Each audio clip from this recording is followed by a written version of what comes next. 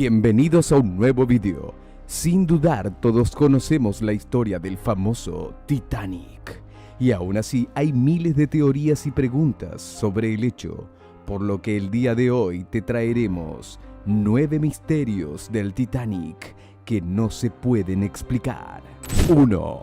¿Por qué el capitán navegaba a una velocidad rápida? Reportes de la época señalan que el Titanic recibió 6 alertas sobre la presencia de hielo en la vía marítima que transitaba cuando los vigías avistaron por primera vez el iceberg. El barco navegaba a una velocidad de 22 nudos, demasiado rápida para cambiar la trayectoria y evitar la colisión. Intentaron maniobrar, pero no había suficiente tiempo ni espacio, por lo que el barco giró, pero no pudo evitar el choque. Aún así, muchos se preguntan por qué el capitán Edward Smith, quien tenía más de 4 décadas de experiencia marítima, viajaba por esa zona helada a una velocidad tan alta que impediría maniobrar en caso de emergencia.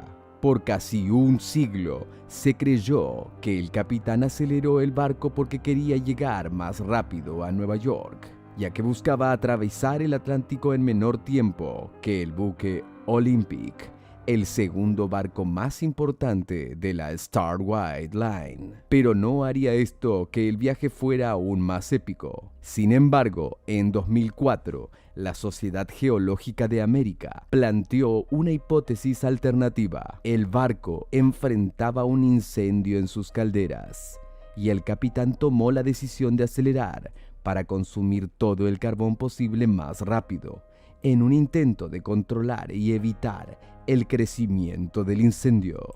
2. ¿Por qué se quebró en 2 partes? Una de las revelaciones más importantes de la expedición fue que el barco se partió en 2 durante su hundimiento. Hasta entonces, la hipótesis general del accidente era que el capitán Smith tomó decisiones arriesgadas en la navegación y su irresponsable velocidad en un área helada del océano provocó el accidente. Pero el hallazgo del barco partido en 2 generó una versión alternativa. A pesar de que fue presentado como el barco de pasajeros más grande y lujoso del mundo, el Titanic pudo tener problemas de su diseño y construcción, uso de materiales de baja calidad o incapacidad de sus constructores, problemas que pudieron empeorar el destino del barco después de la colisión. 3. ¿Por qué la tripulación no tenía binoculares? Hay algo que destaca en la historia del accidente del Titanic, que sin dudas es el iceberg. Los icebergs son columnas enormes de hielo que incluso con la fría niebla es posible que los vigías del barco no lo alcanzarán a ver a una distancia como para haber maniobrado. Pero en sí, es una pregunta muy lógica. Su respuesta sería que el choque ocurrió casi a medianoche, por lo cual es de esperarse que hubiera mucha oscuridad como para ver el hielo a distancia. Sin embargo, más temprano, unos binoculares habrían advertido la presencia del iceberg a distancia. El problema es que los vigías no tenían binoculares, y el motivo suena muy extraño.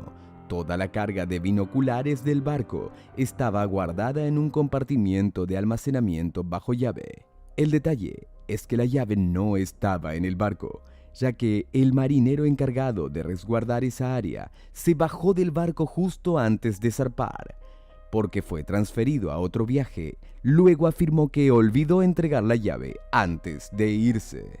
4. ¿Por qué la tripulación no tomó en serio las advertencias? Aún sin binoculares, una advertencia temprana sobre la densidad del hielo en el área pudo hacer la diferencia en el destino del barco, y todos los que estaban a bordo y la tuvieron, pues el barco que se encontraba cerca se comunicó con el Titanic, y con 1 hora antes del choque por la radio informaron que fueron detenidos porque había un área muy densa de hielo en la zona.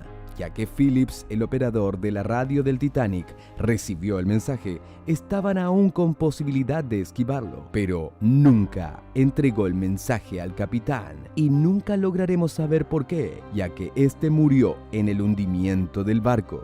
5. porque el californiano ignoró los pedidos de auxilio desde el Titanic. El sistema de botes salvavidas del Titanic estaba diseñado para que estos barcos fueran temporales y sirvieran para el traslado de las personas hacia otros buques que se acercaran a apoyar una posible situación o accidente. Pero el barco se hundía con rapidez y los 24 botes salvavidas son insuficientes para cargar a las más de 2.200 personas en el buque. El primer barco que llegó al rescate fue el RMS Carpathia, 1 hora y media después del hundimiento definitivo del barco.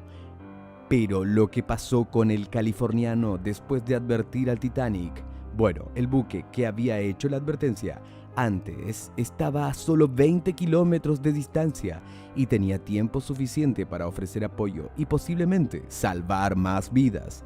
Pero no fue así. Las señales de auxilio del Titanic fueron ignoradas por el californiano, ya que según su tripulación, el operador de radio había terminado sus labores y no estaba atendiendo el equipo.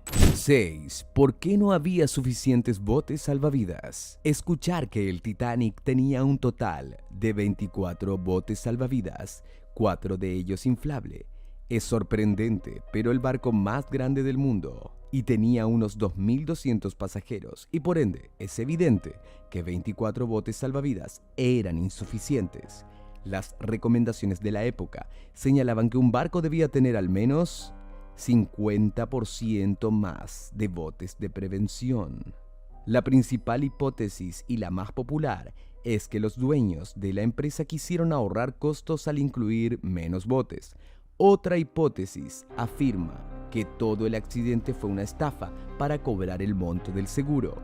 Sin embargo, ninguna de las hipótesis explica una falta de previsión y planificación tan evidente.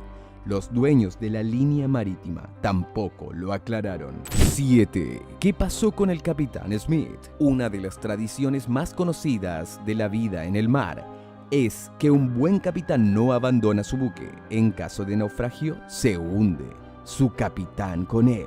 El Capitán Smith, con más de 4 décadas en el mar, cumplió con esta creencia. Sin embargo, poco se sabe de sus últimos momentos en el barco.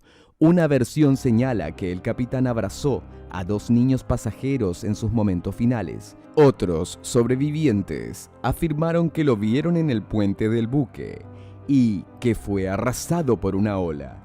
Y otros más dicen que fue invitado a un bote salvavidas. Pero el capitán rechazó el ofrecimiento y volvió voluntariamente al interior del barco.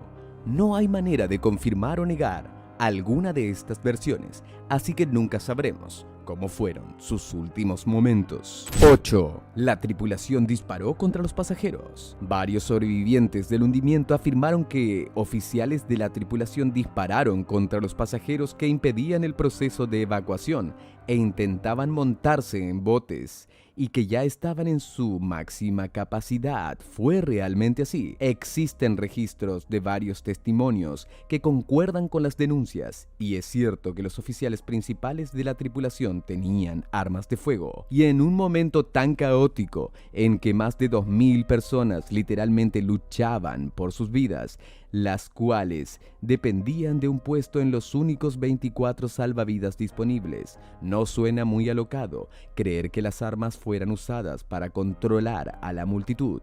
Sin embargo, no hay pruebas reales y tampoco hay manera de verificar los reportes. Otros sobrevivientes afirmaron que nunca vieron ni oyeron disparos, pero simplemente pudieron estar lejos de ellos o no pudieron verlos entre todo el caos. De cualquier manera, son acusaciones imposibles de confirmar. 9. ¿Qué pasó en el cuarto de comunicaciones? Una de las partes menos conocidas del hundimiento es que hubo una trifulca en el cuarto de comunicaciones del Titanic. ¿Qué pasó? Es casi imposible saberlo con seguridad, pues solo uno de los testigos sobrevivió y cambió su versión tantas veces que perdió credibilidad. El operador del servicio dijo que fue a la sala para hablar con su compañero Phillips, el encargado de la radio, y al entrar al cuarto vio a Phillips enviar las señales de auxilio cuando fue atacado por uno de los fogoneros, que atendía las calderas del barco, pero cambió su historia y nuevamente nombró a Phillips, pero esta vez lo incluyó en el ataque del fogonero. No dijo nada sobre disparos ni mencionó armas de fuego. Y después de su testimonio ante oficiales navales, volvió a cambiar la historia.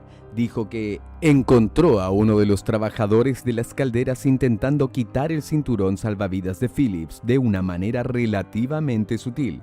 Luego afirmó que pelearon en el salón. Y en la investigación formal del gobierno británico, la historia mutó aún más. En esta versión, él no volvió al trabajador, solo lo sostuvo mientras Phillips lo golpeaba. Pero hasta aquí el vídeo de hoy. Si te gustó, no te olvides de suscribirte, activar las notificaciones y dejarnos un like. Nos vemos en el próximo vídeo.